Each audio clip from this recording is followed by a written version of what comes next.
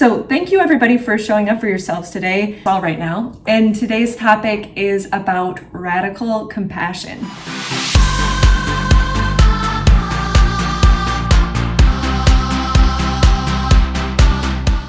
So why is radical compassion so important right now?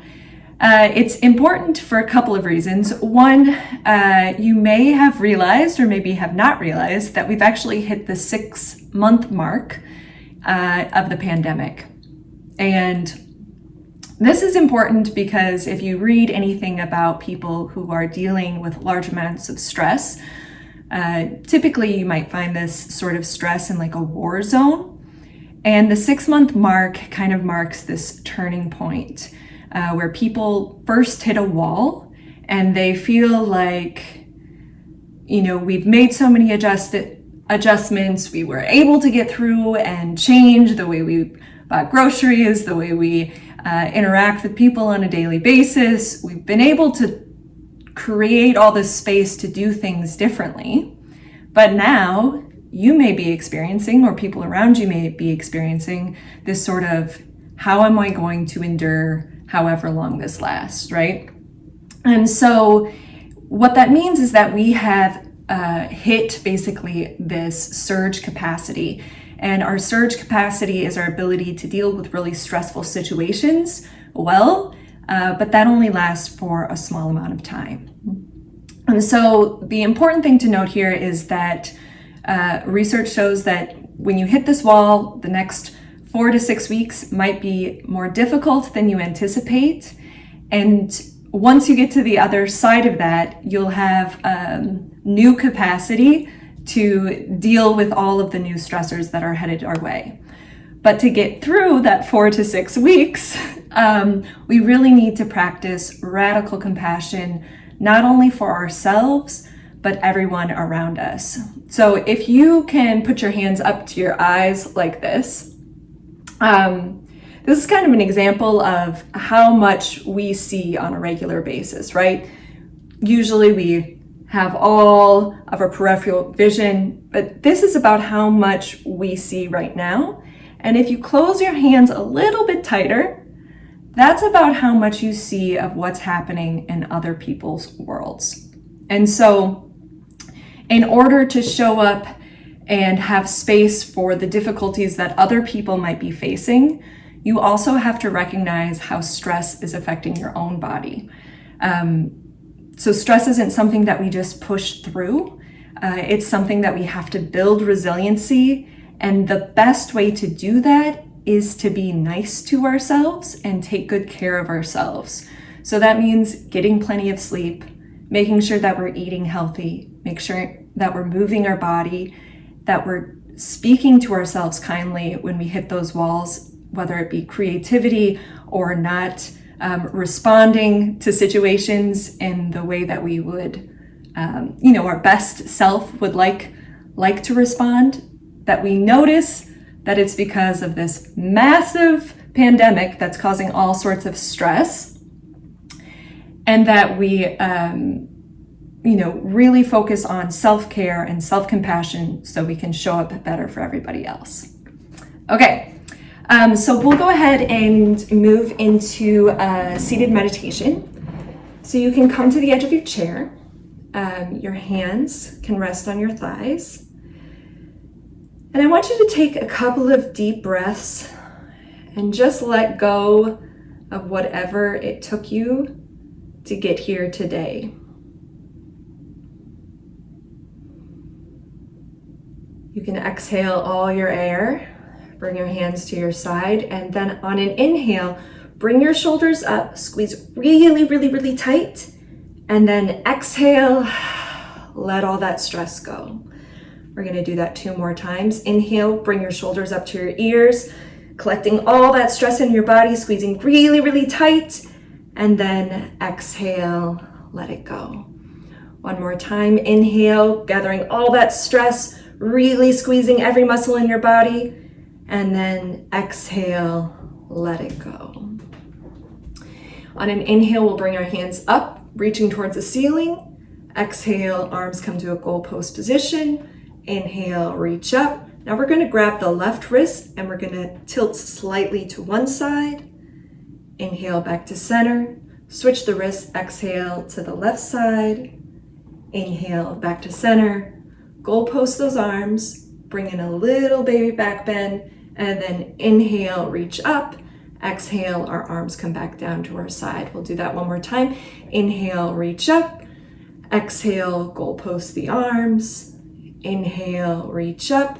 Grab that left wrist, tilt to one side, making sure your core is engaged. Inhale, back to center, switch the wrist.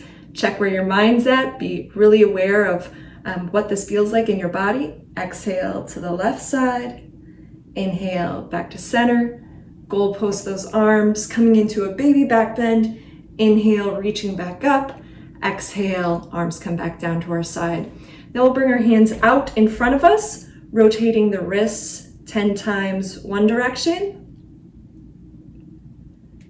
And then 10 times the other direction. Again, really sitting tall with that core activated. We'll put out our left palm and apply just a little bit of pressure to the fingers. Again, making sure that you're not moving into any pain. Shake it out. We'll move to the other hand.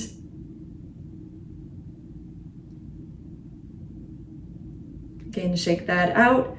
Now we'll counter that. So hand bends forward, applying just a little bit of light pressure to the wrist. Switch to the other hand. Go ahead and shake it out. Now our left arm is gonna come across our body. We'll apply just a little bit of light pressure to the upper arm. Again, we don't want to feel any pinching in the shoulders. So if you need to relax out a little bit more, that's no problem. You're still getting the benefits.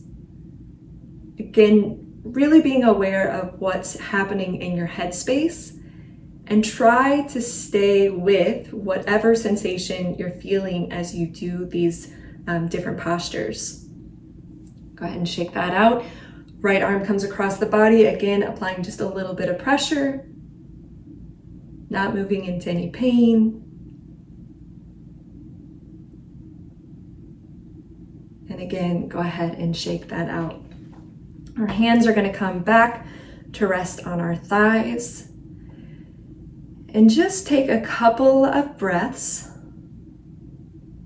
to notice what your body feels like with just a few minutes of mindful stretching.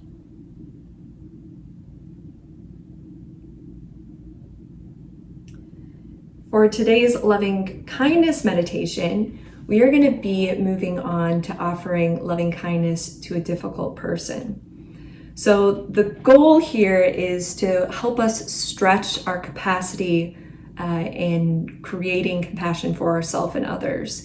And a great way to do that is by offering compassion to someone we find difficult. So when I ask you to call somebody to mind, you don't need to bring to mind the most difficult person you know. Just maybe somebody you're having difficulties with at the moment, but maybe you get along with for the most part, and then we'll build the practice from there. Okay, so again, we're coming to the edge of our seat, your hands resting on your thighs. If it feels comfortable, go ahead and close your eyes. If not, just soften your gaze about 3 feet in front of you. Start to become aware of the sensation of your breath. Just noticing what it feels like to breathe without trying to change your breath at all.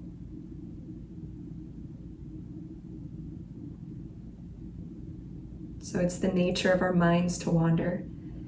And if you find your mind wandering, just gently bring your attention back. It's a great moment to practice that compassion towards yourself. You're doing a great job. You showed up for your practice today. And just really focusing on that anchor point or that sensation of the breath, wherever you feel it the most in your body.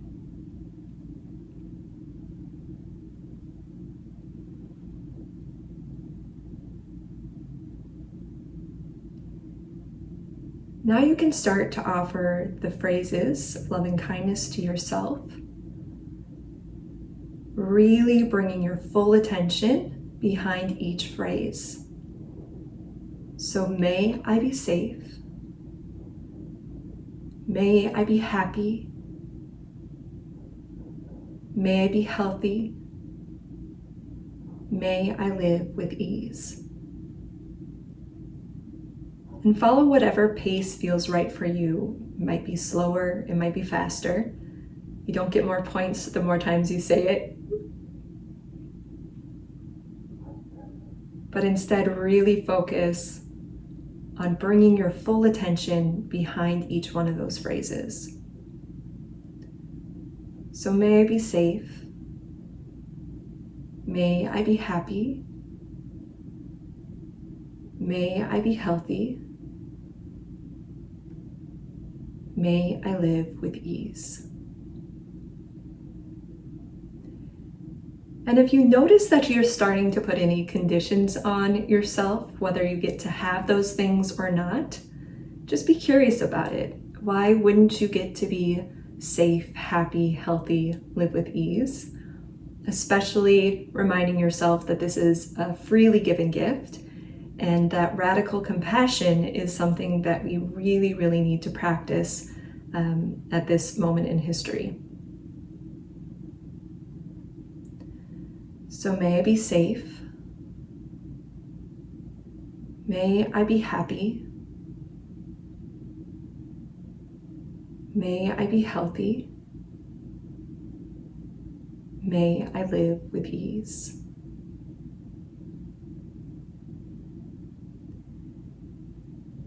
Now we're going to extend loving kindness to a difficult person. So maybe it's somebody who you've just been having a lot of disagreements with right now. So maybe it's a partner or a child or a sibling. Maybe it's a coworker. Don't choose someone that is the most difficult or has caused like the most pain in your life. Just somebody that you're having some difficulty with right now. Get an image of them in your head and start to offer them the same phrases you offered yourself. And by doing so, you acknowledge that we are all human, that we all are suffering in life sometimes, and that we all have joy and sorrow, and that it's just part of the human condition. So may you be safe. May you be happy. May you be healthy.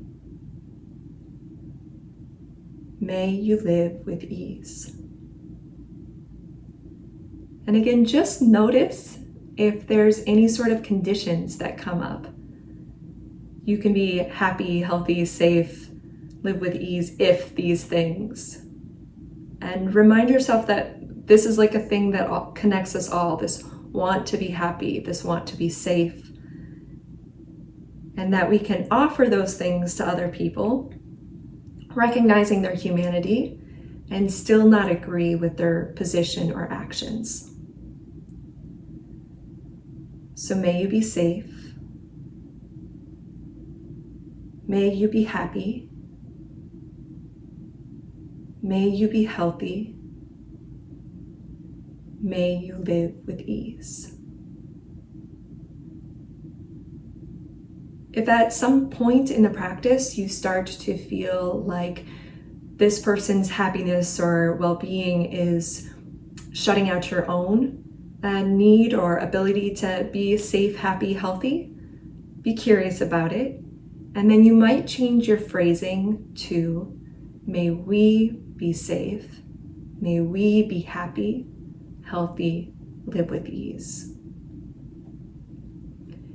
If that even seems like too much, there's nothing wrong with going back to offering yourself the loving kindness and then working your way back to offering it to others.